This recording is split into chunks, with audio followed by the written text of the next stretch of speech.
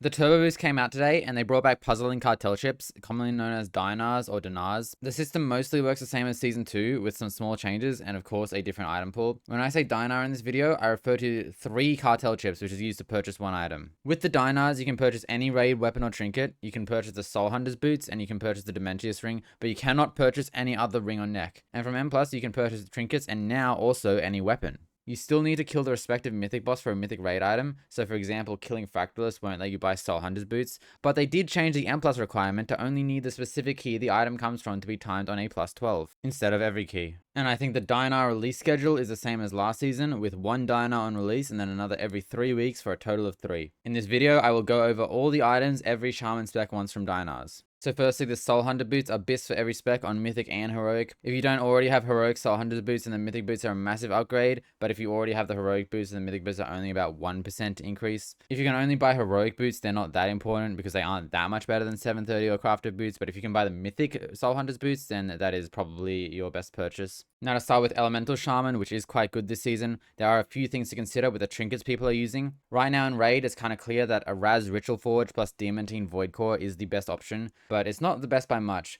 Parapodia is a very good trinket, and other trinkets like Antenna, or Egg, or Lily are viable. I do think some bosses value a Raz way harder than the other bosses though, like maybe Nexus King or Soulbinder, so if you're raiding, you definitely do want an Raz. For M+, there are 2 different builds for trinkets being played. One is the no on use build, which is a more consistent profile that makes sense because a Raz is losing value being held for 3 minutes, and the other build is the on use build with a Raz. So you can honestly play any combination of 3 good trinkets in M+ for early. But I think the top 3 are clearly Parapodia, Araz Ritual Forge, and Diamantine Void Core.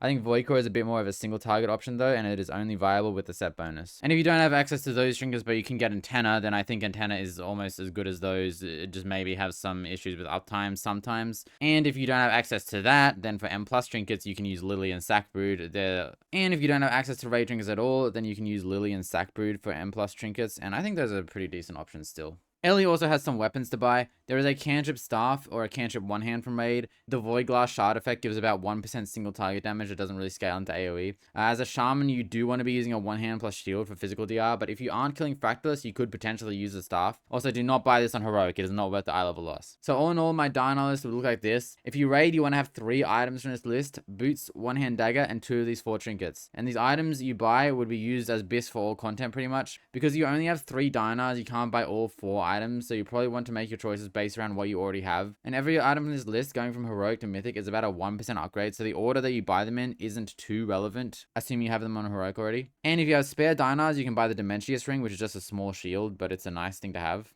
Now, if you don't raid, you have some other options for Dinars for Ellie. If you have a Myth Shield, you could buy a Myth Track one-hander, or just a Myth Staff, which could be a high value from a single Dinar. And I think Lily and Sacbrood are actually good trinkets if you don't have other Myth trinkets. They are the best choice. And if you don't need the above, then buying Heroic Soul Hunter's boots would be an upgrade if you don't have them already. I would never buy any other Heroic item for Ellie from the Dinars though. Now to talk about Enhance items. For Raid, Enhance is overwhelmingly using a Raz Ritual Forge and then 1 passive trinket. The best passive trinket is Antenna, however Sephorium and Sacbrood are just a little bit behind. Nether Prism and Lily are usable, but clearly worse than a Raz in Raid specifically. But for M+, Nether Prism is way better than any other on use. If you play deeply rooted elements, it is the only trinket that has synergy, and even if you play Ascendance, the nature of M+ just gives so much more value to Nether Prism. So my recommendation for trinkets is that you choose one between Nether Prism or a Raz based on if you prefer Raid or M+, and your second trinket would be Antenna. And if you can't access those, then you can buy a Sacbrood, Lily, or maybe even Sephorium, depending on your stats. Enhanced can buy weapons, but there are no cantrip weapons this tier for agility users, so you would only buy a weapon if you don't have Mistrack weapons already, and don't have any avenue to get them apart from the vault. So this is my suggested list of use of Dinars for Enhance. If you have done Mythic Raid, you should go for these 3 items: Soul Hunter's boots, Antenna, and one of Nether Prism or a Raz based on what content you prefer.